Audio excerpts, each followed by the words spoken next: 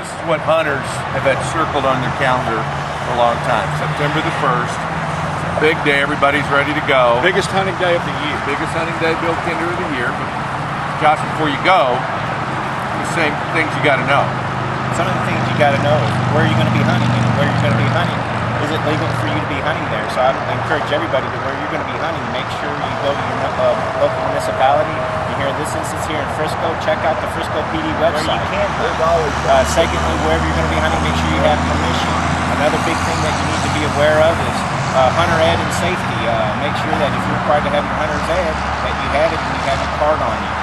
Make sure you have a legal shotgun, which is 10 gauge, nothing higher than a 10 gauge, and make sure you have a plug in that. The other big thing is make sure you have your hunting license and make sure you have your migratory game book stamp if you're required. So it's always important that when you're hunting, you're paying attention to your background, to your foreground.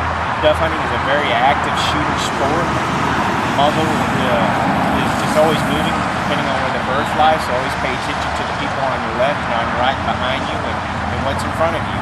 And if you are hunting in the city, again, pay attention to those boundaries, because if you're hunting next to a school boundary line or a boundary line of a hospital or a park or a police department, there are certain verges that you must maintain, and for those instances, it's 1,000 feet. It's interesting you mentioned at the start of this about your website, because I'm thinking about somebody that may have just moved here and goes, you know, I'd love to dove hunt, but I don't own land, I don't know exactly how it works. So they go to the site and they can find guys like we're here at the Dove Blasters, and you can find places to lease. You can.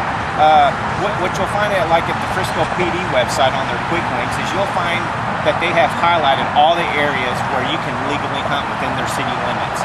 But then there are people like Dove Blasters who come out and lease the land from these individuals and allow people to come out and hunt on a daily rate or for the season. So you just have to look at those different types of websites who are offering those types of services and see if they have any slots available.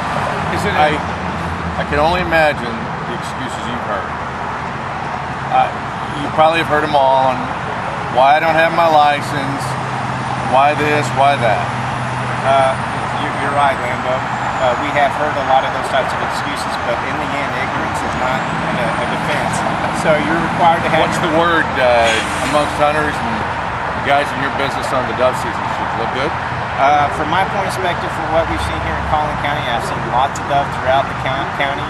We didn't have a very good last year because of the water, but this year we've had more rain and more water, so I've seen more plentiful birds.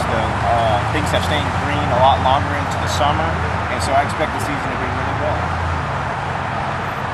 3-2-1, reporting live from Collin County.